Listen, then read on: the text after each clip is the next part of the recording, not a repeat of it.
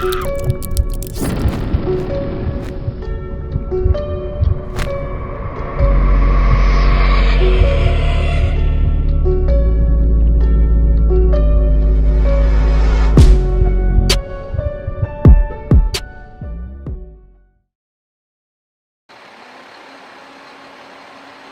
তখন ৩:১২। টাঙ্গাইল বাইপাস পার হয়ে এলেঙ্গার দিকে যাচ্ছি। আমার ট্রাকের ইঞ্জিনের কর্কর শব্দ ছাড়া আর কোনো আওয়াজ নেই। হাইওয়ে একদম ফাঁকা। কুয়াশা এতই ঘন যে হেডলাইটের আলো ১০ হাত দূরে গিয়েই যেন সাদা দেওয়ালে ধাক্কা খাচ্ছে। আমি ড্রাইভিং সিটে। গত ১৫ বছর ধরে এই রোডেই গাড়ি চালাই। কিন্তু আজকের রাতটা অন্যরকম, কেমন যেন ভারী, থমথমে। আমার পাশে বসে আছে আমার হেল্পার শফিক। ছোকরা নতুন, বয়স কম। ঘুমে ওর মাথাটা বারবার ড্যাশবোর্ডে ঠুকে যাচ্ছে। আমি কোনোই দিয়ে ওকে গুঁতো দিলাম। শফিক, ওই শফিক, ঘুমালি নাকি? না ওস্তাদ, ঘুমাই নাই, ঝিমুনে আইছিল। চালাকি করিস না, পানির বোতলটা দে, গলা শুকাইয়া কাঠ হইয়া গেছে। শফিক ধরফর করে উঠে বসল। শফিক সিটের নিচ থেকে পানির বোতল বের করে দিল। আমি এক হাতে স্টিয়ারিং ধরে অন্য হাতে পানি খাচ্ছি। এমন সময় হঠাৎ রাস্তার মাঝখানে কিছু একটা দেখলাম। কুয়াশার মধ্যে একটা অবয়ব হাত তুলে দাঁড়িয়ে আছে। আমি কষে ব্রেক করলাম। বিকট ক্যাচকচ শব্দ করে ট্রাকটা থামলো লোকটা ঠিক ২ হাত দূরে। হার্টবিট বেড়ে গেল আমার। একটু হলেই তো পিষে দিতাম। পাগল নাকি? মরণের ভয় নাই? আমি জানলা দিয়ে মুখ বের করলাম। তাকে কিছু বলতে যাচ্ছিলাম, কিন্তু লোকটাকে দেখে আমার কথা গলায় আটকে গেল। লোকটার উচ্চতা অস্বাভাবিক লম্বা, পরনে একটা ময়লা সাদা পাঞ্জাবি আর লুঙ্গি। বৃষ্টি নেই, কিন্তু লোকটা আগাগোড়া ভেজা, কাদা লেগে আছে সারা শরীরে। তার চেয়েও বড় কথা, ট্রাকের হেডলাইটের তীব্র আলো সরাসরি তার মুখে পড়ছে, কিন্তু সে চোখের পাতা ফেলছে না। এক দৃষ্টে তাকিয়ে আছে আমার দিকে। শফিক ভয়ে ভয়ে বলল, ওস্তাদ, ওরে তো সুবিধা মনে হইতাছে না, গাড়ি টান দেন। আমিও ভাবছিলাম টান দেব, কিন্তু লোকটা ধীর পায়ে ট্রাকের গেটের কাছে চলে এলো। আমার জানালার কাচ নামানো ছিল। লোকটা বলল, ভাই, একটু লিফট দিবেন? বেশি দূর না, সামনের ওই কালভার্ট পর্যন্ত। গলাটা অদ্ভুত, যেন মাটির নিচ থেকে ভেসে আসছে, খুব ভারী আর খসখসে। আমি বললাম, না ভাই, ট্রাকে প্যাসেঞ্জার নেওয়া নিষেধ, আপনি অন্য গাড়ি দেখেন। সাহায্য করবেন না ড্রাইভার সাহেব? আমি তো বিপদে পড়েই চাইছি।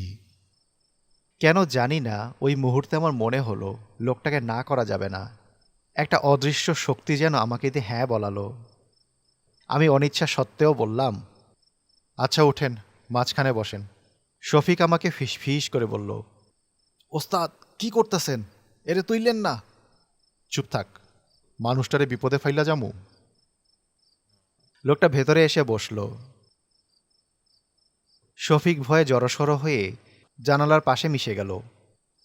লোকটা বসলো আমাদের দুজনের মাঝখানে। গাড়িটা আবার স্টার্ট দিলাম, কিন্তু অদ্ভুত ব্যাপার, লোকটা গাড়িতে ওঠার পর থেকেই কেবিনের ভেতরটা ফ্রিজের মতো ঠান্ডা হয়ে গেল। বাইরে কুয়াশা আছে ঠিকই, কিন্তু এত তো ঠান্ডা হওয়ার কথা না। আমার লোম দাঁড়িয়ে গেল।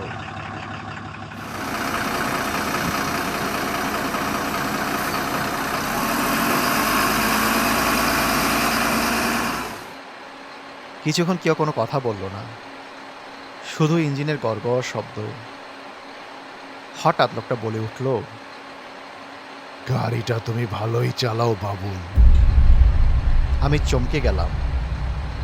আপনি আমার নাম জানলেন কেমনে?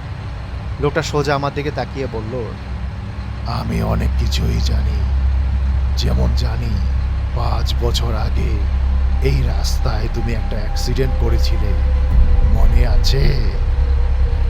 আমার হাত পা জমে গেল। 5 বছর আগে? হ্যাঁ, এই এলেঙ্গা রোডেই তো আমার গাড়ির নিচে একটা ভ্যান চাপা পড়েছিল। ভ্যানটা পুরো দুমড়ে মুচড়ে গিয়েছিল। তো কি আবল তাবল বলতেছেন? আমি কোনো অ্যাক্সিডেন্ট করি নাই। লোকটা এবার ধীরে ধীরে আমার দিকে ঘাড় ঘোরালো। লোকটা হিস হিস করে বলল, মিথ্যা বইল না বাবুল, ওই ভ্যানে আমি ছিলাম। আমার নাম মজিদ। তুমি থামো নাই, তুমি আমারে পিস্যা দিয়া পালাইছিলা। ট্রাকের ড্যাশবোর্ডের আলোয় তার মুখটা এবার পরিষ্কার দেখলাম। তার গলার একটা পাশ গভীরভাবে কাটা, সেখান থেকে ফোঁটায় ফোঁটায় রক্ত পড়ছে তার সাদা পাঞ্জাবিতে।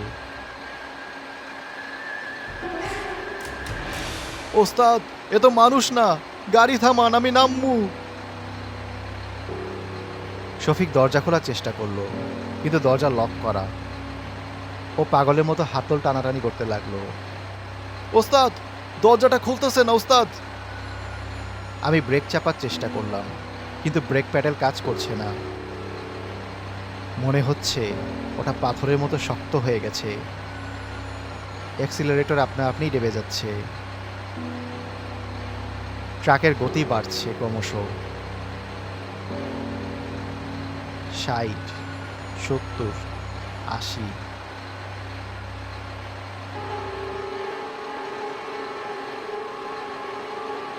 কি চান আপনি? ক্ষমা করে দেন ভাই, ভুল হয়েছিল। ক্ষমা? আমি শুধু বাড়ি যাইতে চাই। ওই যে সামনের কালভার, ওটার নিচেই তো আমারে ফালায় দিছিলা। চলো ওখানেই যাই। ট্রাক এখন ঝড়ের গতিতে ছুটছে। সামনেই সেই অভিশপ্ত কালভার্ট। আমি স্টিয়ারিং ডানে ঘোরানোর চেষ্টা করলাম, কিন্তু স্টিয়ারিং যেন লক হয়ে গেছে। মনে হচ্ছে অদৃশ্য কোনো হাত ওটা সোজা ধরে রেখেছে। আমি চেঁচিয়ে বললাম, শফিক, কিছু একটা কর, হ্যান্ডব্রেক টান তাড়াতাড়ি। শফিক হ্যান্ডব্রেক ধরে হ্যাচকা টান দিল, কিন্তু কোনো কাজ হলো না। ট্রাকটা যেন জীবন্ত হয়ে গেছে। মাঝখানে সিটে বসা লোকটা এবার তার 2 হাত বাড়ালো। একটা হাত শফিকের গলা চেপে ধরল, আরেকটা হাত আমার দিকে এগিয়ে এলো। শফিক গঙ্গাচ্ছে, ওর চোখ উল্টে যাচ্ছে। আমি স্টিয়ারিং ছেড়ে লোকটার হাত ছাড়ানোর চেষ্টা করলাম, কিন্তু ওটা বরফের মতো ঠান্ডা আর লোহার মতো শক্ত। আর ঠিক সেই মুহূর্তে লোকটার মুখ হা হয়ে গেল। মানুষের মুখ কত বড় হতে পারে না। তার চোয়ালটা ছিঁড়ে বুক পর্যন্ত ঝুলে পড়ল।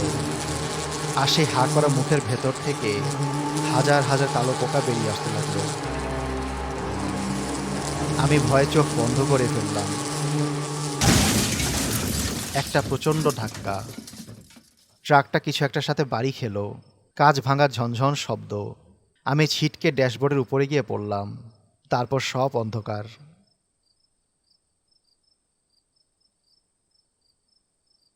ভাই, ও ভাই, উঠেন। আমি পিটপিট করে চোখ মেললাম। ভোরের আলো ফুটেছে। চারপাশে অনেক মানুষের জটলা। কপালে প্রচণ্ড ব্যথা, রক্ত পড়ছে। পাশে তাকালাম। শফিক জ্ঞান হারিয়ে সিটে পড়ে আছে, কিন্তু বেঁচে আছে। ওর শ্বাস পড়ছে। আর মাঝখানে কেউ নেই। সিটটা ফাঁকা, কিন্তু সিটের গদিটা ভিজে চপচপ করছে। আর সেখানে কাদা দিয়ে লেপা একটা হাতের ছাপ। আমি ট্রাক থেকে নেমে আসলাম। কি হয়েছিল ভাই? আপনারা তো রাস্তার পাশে গাছটায় এসে মারছেন, আর একটু হলেই তো খাদে পইরা যেতেন।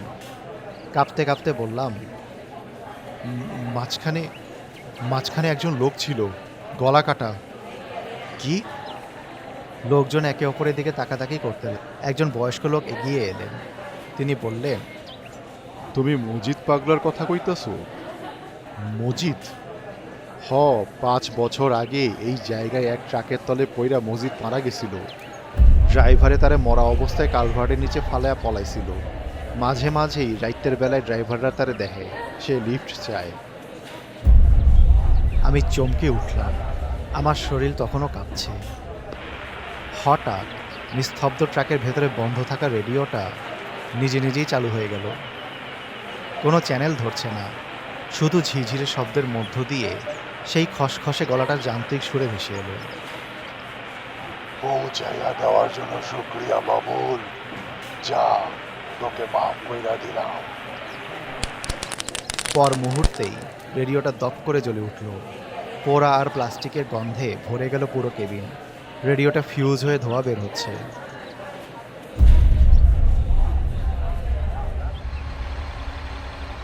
সেই দিনের পর থেকে আমি আর রাতে গাড়ি চালাই না, আর টাঙ্গাইলের ওই রাস্তায় তো ভুলেও যাই না। কিন্তু মাঝে মাঝে গভীর রাতে যখন একা থাকি, আমি একটা পচা লাশের গন্ধ পাই, আর কানে যেন কেউ ফিস ফিস করে বলে ওঠে, বাবুল, গাড়িটা ভালোই চালাও তুমি।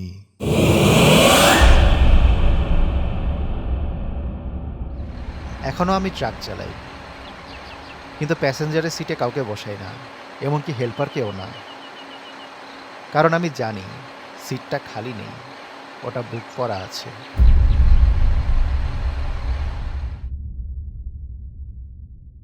Animated stories, best channel you ever seen. Animated stories, you are in a horror dream. Animated stories, you just take the bloody cream. Go and get the popcorn and you're ready for the horror team. Animated stories, best channel you ever seen. Animated stories, you are in a horror dream. Animated stories, you just take the bloody cream. Go and get